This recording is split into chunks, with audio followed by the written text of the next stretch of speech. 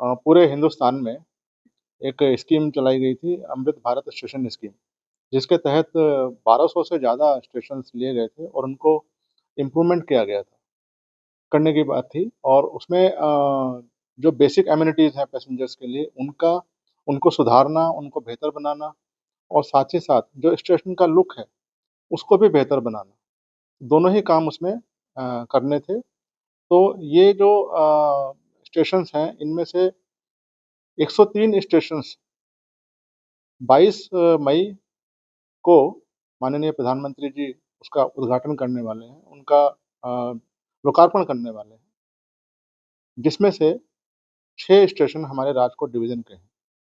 ये 6 स्टेशन हैं ओखा, मीठापुर, हापा, कानालूस, जामवंथली और मोरबी। इन 6 स्टेशंस पे ये जो काम था हमारा पूरा हो चुका है। इसमें हमने जो बेसिक सुविधाएँ हैं, ख़ास तौर से दिव्यांगजन लोगों के लिए, उनको बेहतर बनाया है। साथ ही साथ जहाँ पर प्लेटफ़ॉर्म की हाइट बढ़ानी थी, मान लिया वो लो लेवल या फिर मीडियम लेवल के प्लेटफ़ॉर्म थे या फिर छोटे प्लेटफ़ॉर्म थे, उनको एक्सटेंड करना, वो काम किया है।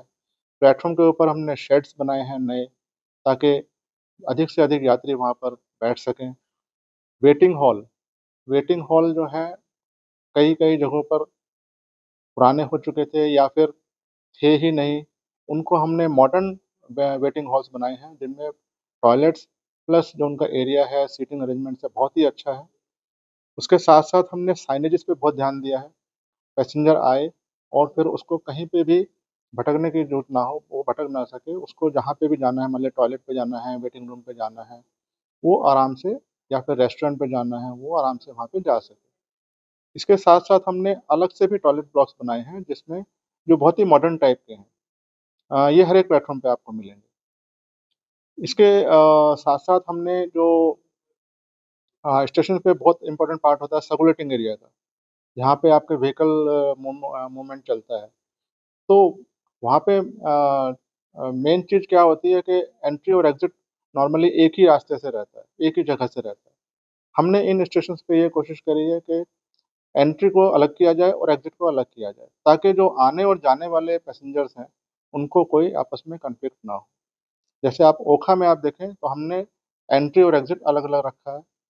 ऐसे ही दूसरे स्टेशंस पे भी ये कोशिश की गई है। इसके साथ-साथ पार्किंग एक बहुत बड़ा हिस्सा है स्टेशन के ऊपर, जहाँ पे तरीके से अपने लोग व्हीकल्स खड़े कर सकें।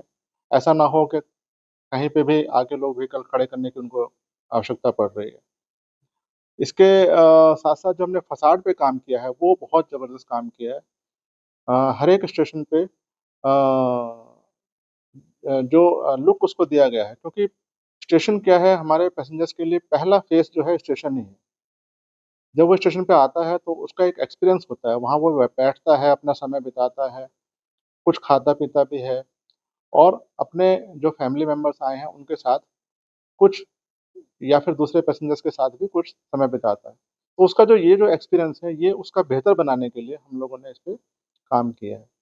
जैसे आप ओखा में अगर देखें तो ओखा में हमने जो क्योंकि हमारा ओखा स्टेशन जो है बहुत ही पास है सी के, तो उसको हमने ऐसा लुक दिया है उसके फ़साड के द्वारा कि वो लगे कि जैसे हमारा जो स्टेशन है कोई तैरता हुआ शिप है सी के अंदर, तो ऐसा लुक उसको दिया है। जैसे मोरबी की अगर बात करें तो मोरबी हमारा जो है जो बिल्डिंग है वो बहुत ही अच्छी है, बहुत पुरानी बिल्डिंग है वो। उसको हमने हेरिटेज लुक करके सामने पार्किंग एरिया, सर्कुलेटिंग एरिया ये सब डेवलप किया और एक बहुत सुंदर पार्क उसको बनाया है। साथ ही साथ अगर नाइट में जो पैसेंजर्स आते हैं, उनके लिए नाइट एक्सपीरियंस, वहाँ पे जो नाइट में जो लाइट्स की फैसिलिटीज़ दी गई हैं वो बहुत अच्छी दी गई हैं। सारा स्टेशन इस समय जगमगाता रहता है और आपको कहीं पे भी कोई ऐसा एरिया नहीं मिलेगा जहाँ पे लाइट्स की कमी हो। तो ये सब काम हमने अपने स्टेशंस पे किए हैं। इन 6 स्टेशनों पे ये काम पूरे हो चुके हैं और माननीय प्रधानमंत्री जी द्वारा 22 मई को इनका सबका लोकार्पण किया जाएगा।